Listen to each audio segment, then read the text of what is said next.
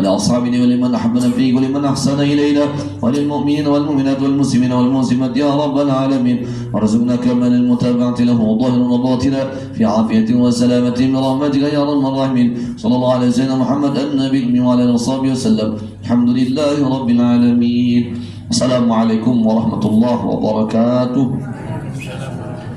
الحمد لله رب العالمين. اللهم صل وسلم على سيدنا محمد مفتاح باب رحمة الله عدد ما في علم الله صلاة وسلاما دائمين بدوام ملك الله وعلى آله وصحبه ومن والاه. أما بعد, puji dan syukur kita haturkan kehadirat Allah Subhanahu wa taala. Pada kesempatan siang hari ini Allah izinkan kita untuk kembali menyambung tali silaturahmi, mengamalkan sunnah baginda Muhammad sallallahu alaihi wasallam yang dikatakan oleh baginda Muhammad, man sarrahu an yabsuta lahu fi rizqihi falyasil rahimah. Orang-orang yang ingin rezeki mereka diberkahi oleh Allah Subhanahu wa taala diperintahkan oleh baginda Muhammad untuk mereka terus menyambung tali silaturahmi. Bahkan hal pertama yang dilakukan oleh baginda Muhammad sesampainya baginda Muhammad sallallahu alaihi wasallam di kota Madinah Al-Munawwarah, baginda Muhammad mempersatukan antara orang-orang Mekah dengan orang-orang Madinah dengan ikatan keimanan, dengan ikatan bahwa mereka adalah sama-sama hamba Allah, dengan ikatan mereka semua sama-sama umat Rasul sallallahu alaihi wasallam. Mereka dipersatukan oleh baginda Muhammad. Itu kalau misalkan saja kata para ulama adalah saudara seiman.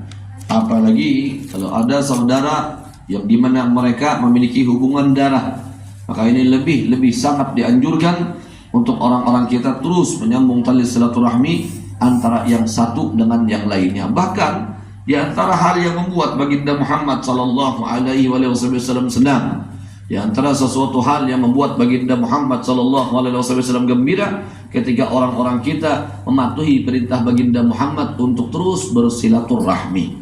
Karena kan orang-orang kita ini masya Allah tabarakallah, ketika kita berada di bulan Rabiul Awal kemarin, banyak orang-orang kita yang sangat-sangat istimewa di dalam mengagungkan baginda Muhammad sallallahu alaihi wasallam. Kenapa jadi kita mengagungkan Nabi? Karena Allah sendiri sudah mengatakan di dalam Al-Quran, ujar Allah, tilkar rusulu faddalna ba'dahum ala ba'din minhum man kallama Allah wa rafa ba'dahum darajat.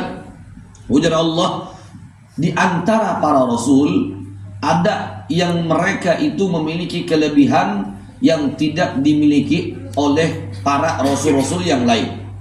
Oleh karenanya ujar Allah diberikan perumpamaan oleh Allah, minhum man kallama Allah. Ada di antara para nabi, di antara para rasul yang dimana mereka diizinkan untuk bercakap, berbicara, berinteraksi langsung dengan Allah Subhanahu wa taala. Disebut di dalam Al-Quran nabinya adalah Nabi Musa. Ujar Allah, wa kallamallahu Musa taklima. Nabi Musa diajak berbicara oleh Allah secara langsung, tapi dilihat kata para ulama posisi Nabi Allah Musa ketika itu berada di dunia.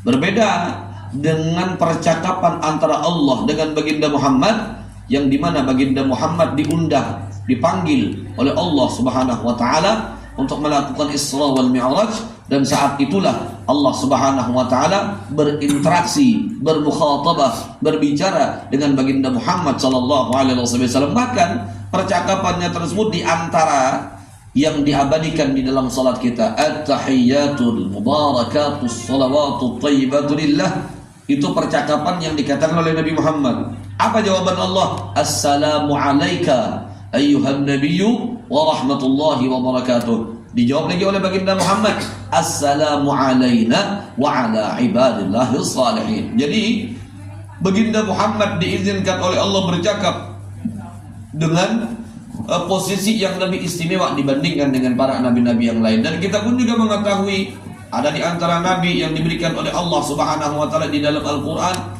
yang ketampanannya sangat-sangat luar biasa, yaitu cerita tentang Nabi Yusuf.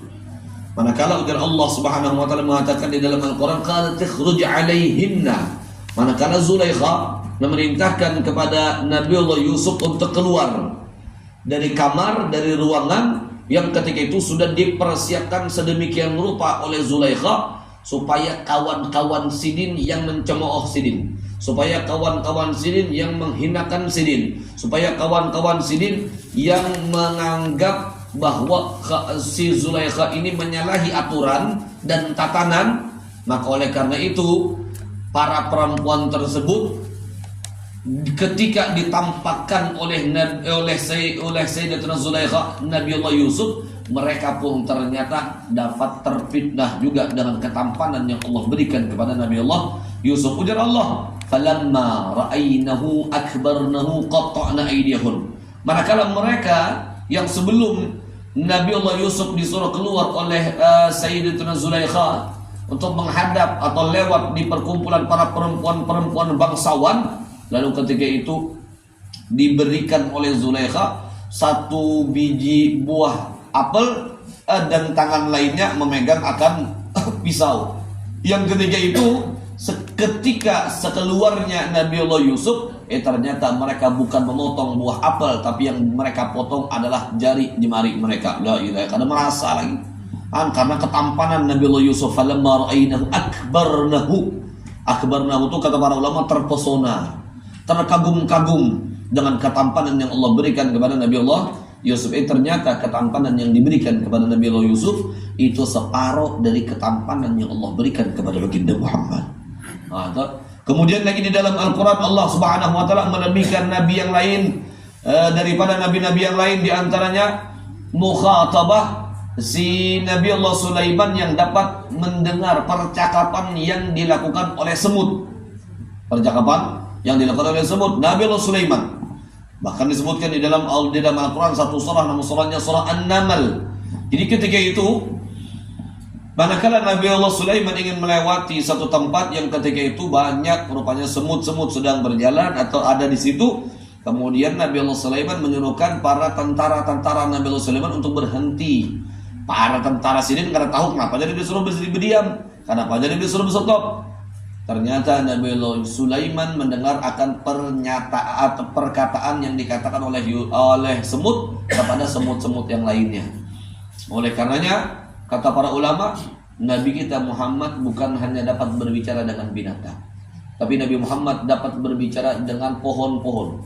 Nabi Muhammad dapat berbicara dengan benda mati. Maka oleh karena itu istimewa baginda Muhammad manakala berada di kota Madinah Al-Munawwarah, ada melihat dan menyaksikan satu ekor unta sedang hamuk diparaki oleh Nabi. Kemudian si unta itu mengadu lawan Nabi berbicara, ya Rasulullah, wahai Rasul, unta berbicara dengan baginda Muhammad. Ini bukan hanya satu dua kejadian, rancak dan banyak kejadian-kejadian seperti ini. Keledai mengadu kepada Nabi Muhammad, unta mengadu kepada baginda Muhammad Sallallahu alaihi wasallam. Bahkan ada orang-orang Arabi, orang-orang daerah Ujud pedalaman, mereka ingin bukti bahwa Nabi itu seorang Nabi. Lalu ujar mereka, ya Muhammad, in sadaqta annaka nabi, jikalau benar engkau itu adalah seorang Nabi, coba panggil pohon yang ada di hadapanmu tersebut untuk mendekat kepadamu. Ujar Nabi Muhammad, ya syajarah ta'ali, wahai pohon kemari. Batang pohon tersebut mendekat dengan Nabi, mendekat sampai pada akhirnya ujar batang pohon mengeluarkan suara, assalamu alayka ya Rasulullah. Batu yang ada di tangan Nabi, bahkan bukan hanya batu, yang lebih besar lagi daripada batu, gunung yang dikatakan oleh baginda Muhammad sallallahu alaihi wasallam, Uhud jabalun yuhibbuna wa nuhibbuh. Gunung Uhud ini ujar Nabi Muhammad adalah di antara gunung yang dia cinta kepadaku dan aku cinta dengan dia. Masya Allah. Ayo. Makanya orang-orang kita ini luar biasa ketika mendengar mukjizat yang Allah berikan kepada baginda Muhammad sallallahu alaihi wasallam, begitu sangat luar biasa, melebihi daripada mukjizat yang Allah berikan kepada para nabi-nabi yang lain. Itu menjadikan orang-orang kita tambah cinta dengan Nabi Muhammad karena perbendaharaan pengetahuan kita bertambah tentang Nabi Muhammad. Makanya cinta kita pun juga harus tumbuh dan bertambah kepada baginda Muhammad sallallahu alaihi wasallam. Karena para ulama-ulama kita ketika berada di bulan Rabiul Awal tidak lain dan tidak bukan mereka itu menginginkan dari orang-orang kita seperti yang dikatakan oleh para sahabat. Ada namanya Sa'ad bin Abi Waqqas, nama sahabat Nabi. Sa'ad bin Abi Waqqas ini termasuk salah seorang sahabat Nabi. Riwayat mengatakan orang kelima yang memeluk agama Islam. Riwayat mengatakan Sa'ad bin Abi Waqqas ini orang ketujuh memeluk agama Islam. Orang ketujuh, berarti ini senior pada nih. Awal-awal memeluk agama Islam. Dan mereka adalah orang-orang yang melihat Nabi Muhammad dari sisi keimanan, kemudian mereka beriman dengan baginda Muhammad SAW. Jadi ujar Sa'ad bin Abi Waqqas mengatakan, kunna nu'allimu awladana sirata Rasulillah SAW kama nu'allimuhum suratan minal Quran. Kami, ujar Sa'ad bin Abi Waqqas, itu mengajarkan kepada anak-anak kami itu bagaimana sirah kehidupan Nabi Muhammad, bagaimana perjalanan kehidupan Nabi Muhammad SAW serta peperangan-peperangan Nabi, seperti mana kami mengajarkan satu surah dari Al-Quran kepada anak-anak kami.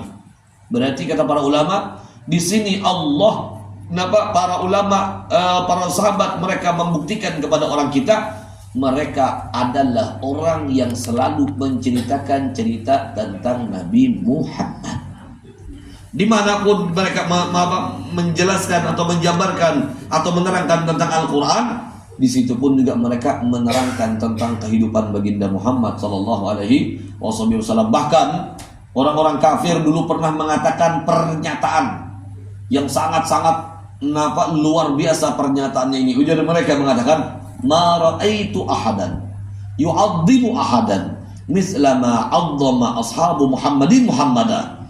Kami tidak pernah melihat ada orang yang mengagungkan seseorang dengan sangat-sangat luar biasa, melainkan ketika kami melihat sahabat-sahabat Nabi Muhammad mengagungkan Nabi Muhammad.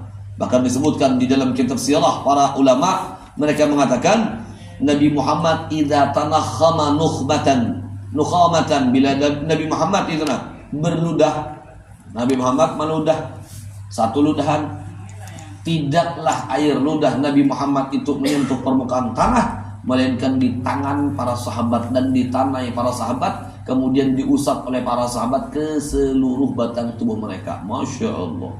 Ini kurang apa lagi? Ini contoh bukti bahwa para sahabat itu sangat-sangat mengagungkan Nabi Muhammad. Bahkan disebutkan pula dalam riwayat, kadu an yaktatilu min baqiyati wudu'ihi sallallahu alaihi wasallam. Para sahabat berlomba-lomba mengambil sisa air wudu yang terkena kulit Nabi sallallahu alaihi wasallam. Ibah Nabi wudu ditanai oleh para sahabat, diusap oleh para sahabat ke wajah mereka, ke tangan mereka, ke seluruh tubuh mereka. Bahkan ujar sebagian para sahabat, di mana tempat kami merasa sakit, kami ambil dari air wudhu bekas Nabi Muhammad, kami usap di batang tubuh kami, disehatkan oleh Allah Ta'ala. Ya Allah. Yang lebih luar biasa lagi daripada itu, ujar para sahabat mengatakan, air seninya Nabi Muhammad, atau air seni lah, air kamihnya Nabi Muhammad itu dijadikan obat oleh para sahabat. Ya Allah. Itu makanya baginda Muhammad istimewa.